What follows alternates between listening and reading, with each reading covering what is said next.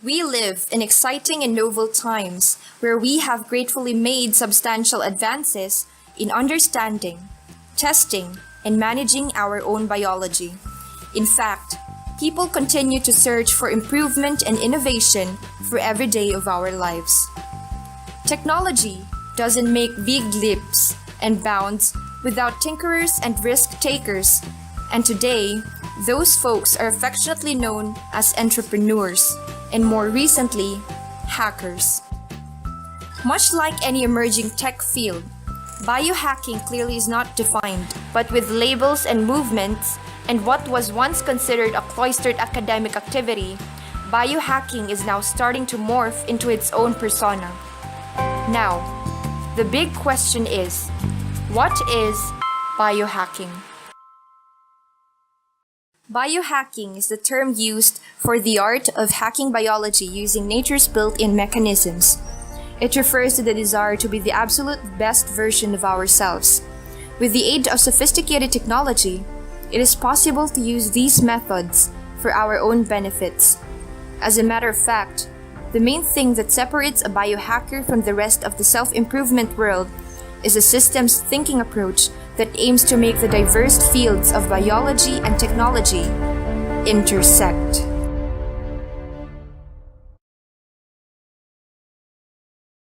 Due to its sudden emergence, has the majority heard of biohacking?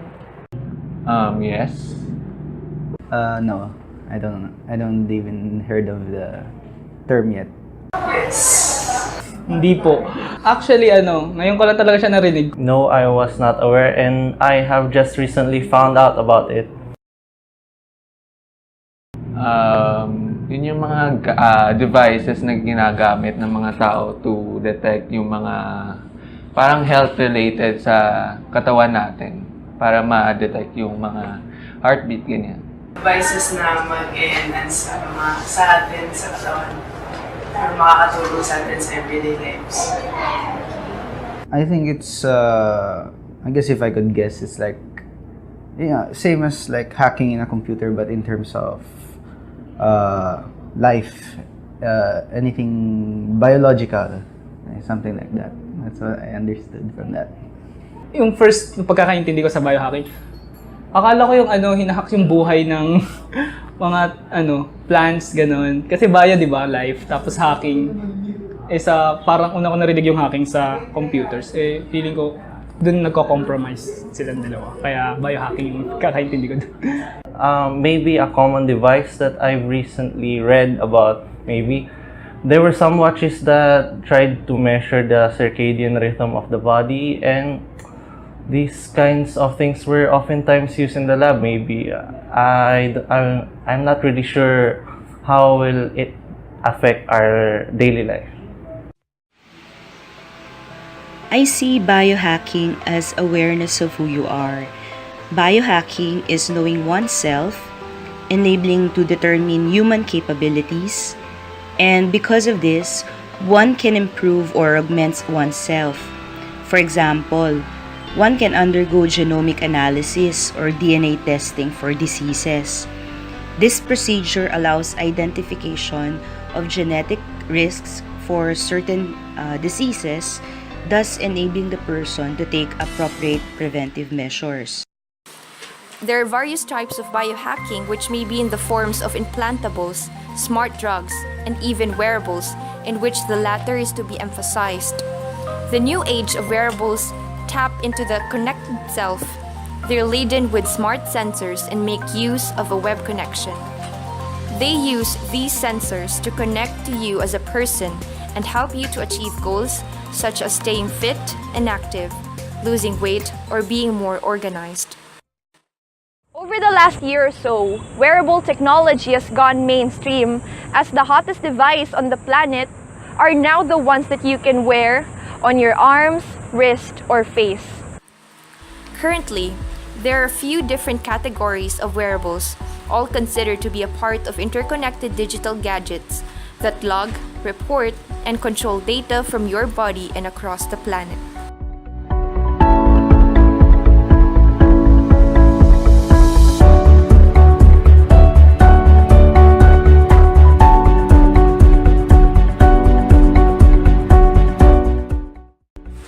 Some examples of wearable technology, such as Google Glass, are complex, multifunction systems, but most wearable devices focus on a narrow range of purpose with a limited set of features.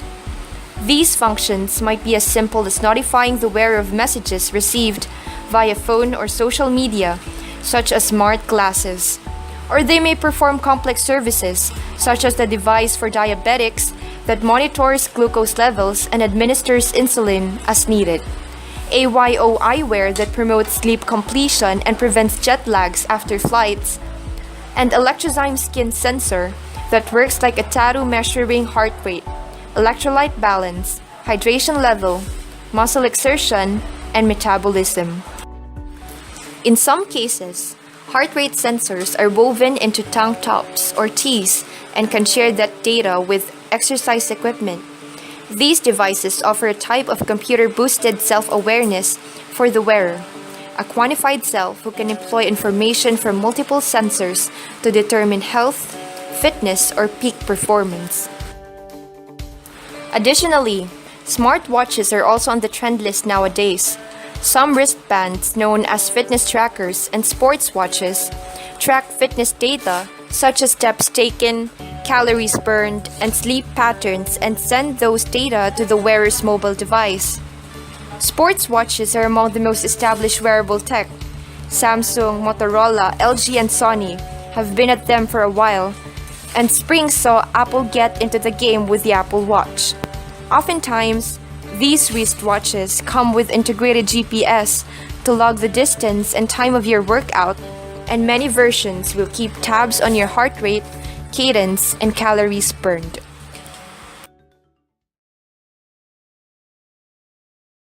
Yes. Wala eh. No, I don't. Wala yun. Yes, I do own a smartwatch. Oo naman, kasi makakatulong nga ito sa atin para sa ma-enhance tayo, ba't hindi natin gagamitin.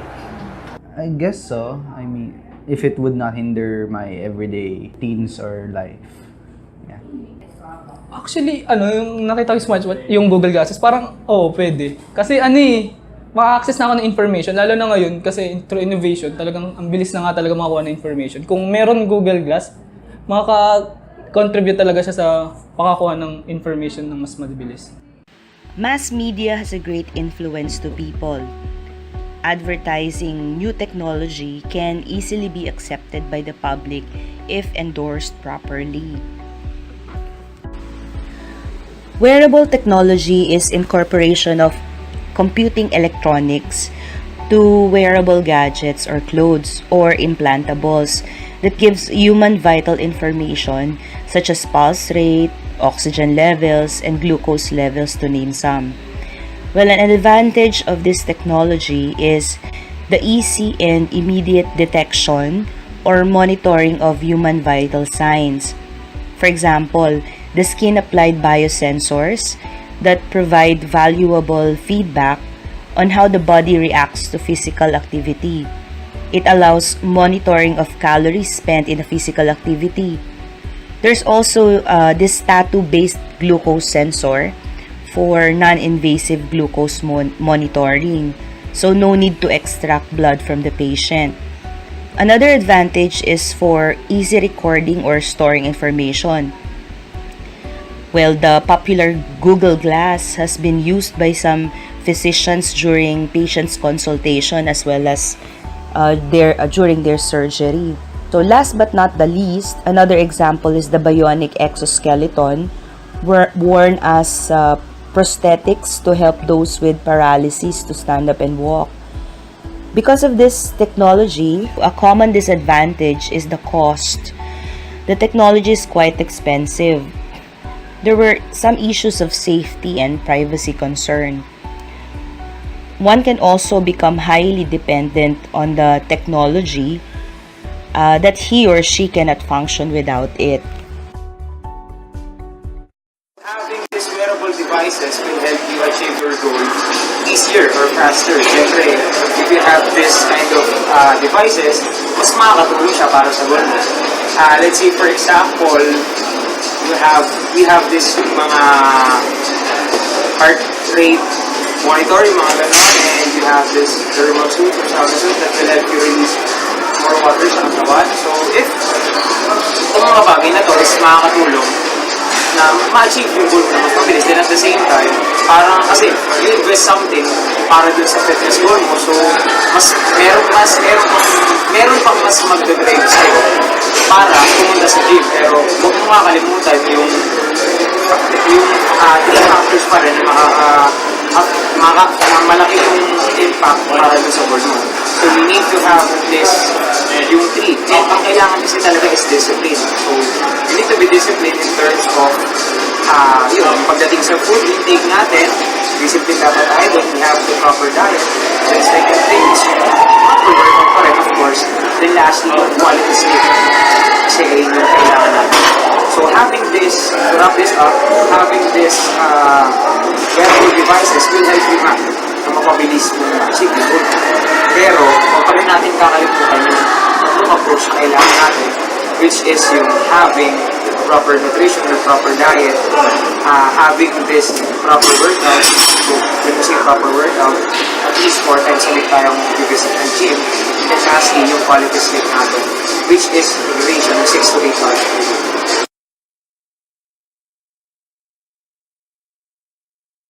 Personally, makakatulong yung mga wearable devices na yun in terms of, syempre, nag-invest ka para sa sarili mo, para sa pag-gym. So, merong magdadrive sa'yo para ma-workout ka pa and all. Pero, as a fitness coach, hindi kasi ako fan ng mga wearable devices na yan. So, much better na mag-stuck na lang ako dun sa traditional way na talagang regular workout, then you have that proper diet. With that, siguro, mas makakatulong siya para ma-achieve yung fitness goal. Pero kung tatanungin mo ako kung with this wearable devices na minsan kasi parang hindi siya accurate. For me, parang hindi siya accurate. So, mas maganda pa rin na you have understanding talaga na ayun, mag-stuck ka dun. The group had decided to conduct a social experiment by bringing a smartwatch and calling a friend to try this kind of wearable device, having numerous features, including heart rate monitoring and calories burned tracking.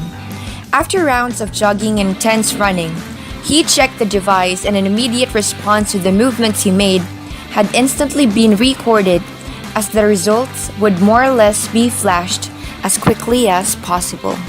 I find the smartwatch very helpful for me, even for all the joggers, because this smartwatch help monitor the heart rate, the pace, and also the distance covered when you're jogging.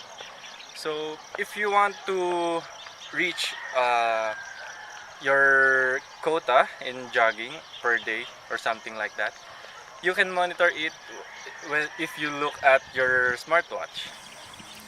From steps and calories to sleep and diet, wearables are starting to show their influence in our personal lives and are stepping up the trend.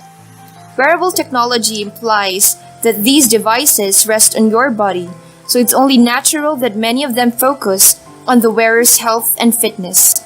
Statistically, 70% of the top-selling devices are dedicated to fitness, and by 2018, about 112 million is believed to be consumed, far from the number being consumed up to date. The need is for more powerful and sophisticated tracking equipment, which will be capable of recording data without even distributing or hindering the user. You'd be forgiven for wondering what the fuzz about wearable technology is, given the explosion of smartwatches, fitness trackers, sports watches, and other connected devices. Put simply, wearables are of the biggest new innovation in technology since the smartphone, and the possibilities are definitely endless.